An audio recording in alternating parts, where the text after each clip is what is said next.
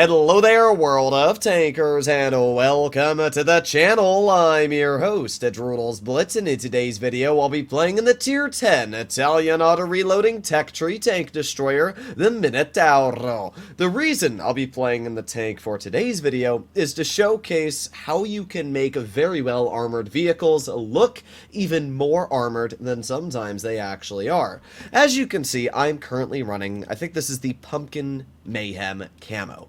And this camo, as you can see, is quite vibrant and orange on the tank. Now that is incredibly important, because when you are loading ammunition and staring at this vehicle's weak spots, they are going to show as a little bit red to an orange haze. And if you pair this camo, especially with the weak spots like the hatch being perfectly orange, the lower plate being orange, and the weak spots being right around the gun also this bright orange, it makes it incredibly hard to decipher what is penetrable and what is not penetrable. Because of that, it makes an already very hard target even harder to deal with. The Minotauro is a tank that, after Wargaming giving it its 3 shells loaded in the beginning of the game, has gone from pretty average to incredibly dangerous. The fact that this tank, instantly loaded into the battle, can deal 1,500 damage is, it's pretty devastating, especially when you add that into the fact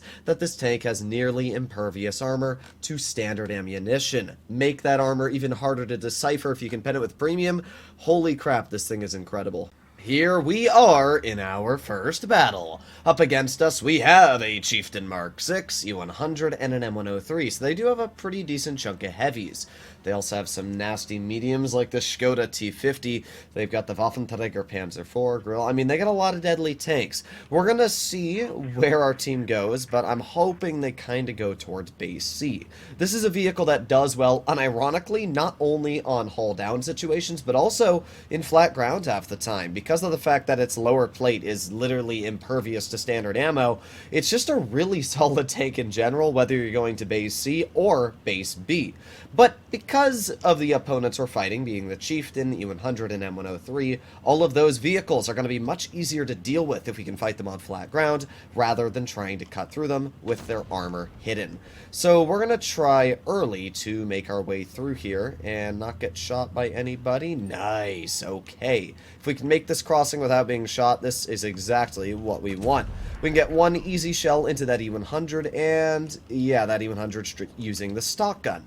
Now, the Mino is going to have the most damage per minute as a single shot tank. So as of right now, that's exactly what we're going to do. We're going to use it as a single shot vehicle, get another shell into the E100, and we're going to wait once again. This is kind of how you want to use the Mino. You only want to dump the clip when you know that you're missing out on damage. But as of right now, we have plenty of damage to farm, so we're going to get one easy shell into the E100, and we're going to finish him off with our second shell. Just like that, we've been able to not only help out our teammates and deal 1,700 damage.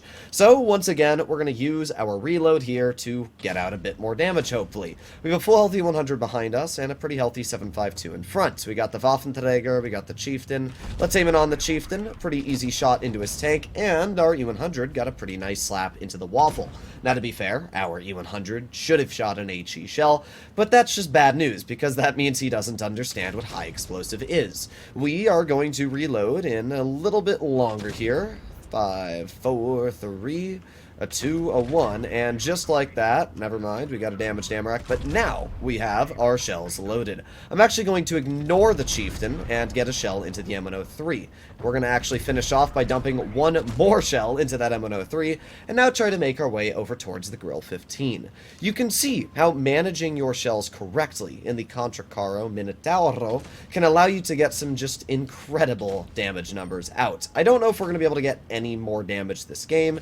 As you can see, we have 3 more seconds left, but with this grill just sitting there, well, that's rather unfortunate. I was kind of hoping that we could dump our shell, penetrate the HE, and get a nice slap out. Unfortunately, we're actually not going to get any of that damage out, but oh well. We did 4,000 damage. Whether or not, we would have gotten a little bit more out if we had saved our shell from that M103. You can see how the Mino's armor works pretty well, although we didn't really need to use it in this situation, as our opponents allowed us just to completely farm all of their hit points away.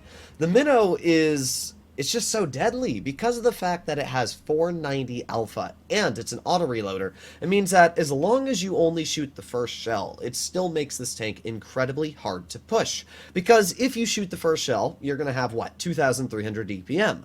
But if you have that base DPM and you add on the additional just about 1,000 potential damage of your other two shots, that means you actually have about 32 to 3,300 damage per minute, depending on your rolls. That is really solid.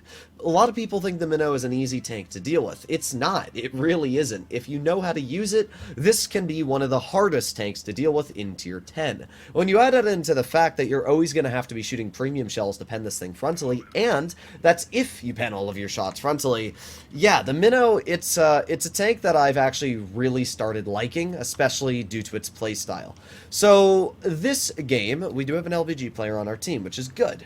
Unfortunately, we have a pretty strong lineup against us, should I say. Let's see, we got the TVP. Unfortunately, that shell missed the TVP. Now, right now, I'm being a little careful because I don't know what exactly the enemy's doing. But at the same time, we can see that the Sheridan has put himself in a pretty easy spot for us to take advantage of. So, we get one shell into the Sheridan. Then, the Sheridan decides to drive into our shot again. So, just like that, we are able to deal about 800, 900-ish damage and finish off the enemy Sheridan. This is a perfect example of where the auto-reloading aspect of this vehicle is incredibly dangerous. You can see how you can very easily just put this tank in a spot that you can literally crap on your opponents. Now, we do have that TVP, and I want to shoot him, but obviously I can't do all too much in this current spot.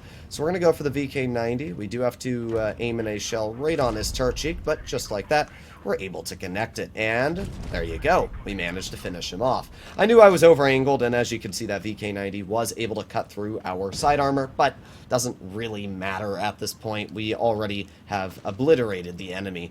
We're going to see if we can get an HE into the side of the standard. HE and fire. Yeah, that's what I'm talking about. A nice 675 roll. Okay, well, again, the Mino does not feature a lot of damage per minute. So at this point in time, it's much more beneficial for me to start going for the IS-7 and TVP rather than dealing with the E100. And that is mostly because the IS-7 still has a pretty decent chunk of health left that we can possibly get a farm off of. So we're going to start off by making our way wide over towards the IS-7.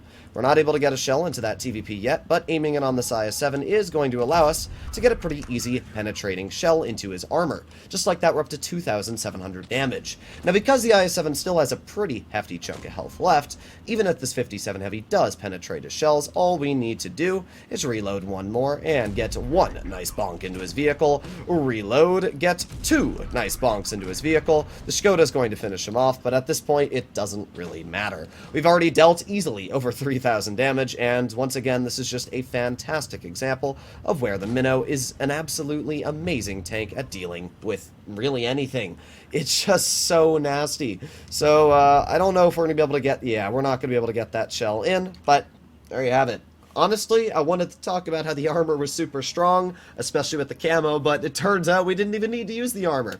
We literally just smoked the enemy. We were able to deal 3,700 damage this game and come out with a pretty crazy victory. So at the end of the day, the Mino is an absolutely goated tank. It's a vehicle that features decent mobility for the armor that it has, great gun depression, an insane alpha, and the auto-reloading aspect is just the icing on top. Hopefully, you enjoyed today's video, and I'll see you all in the next one. Bye-bye.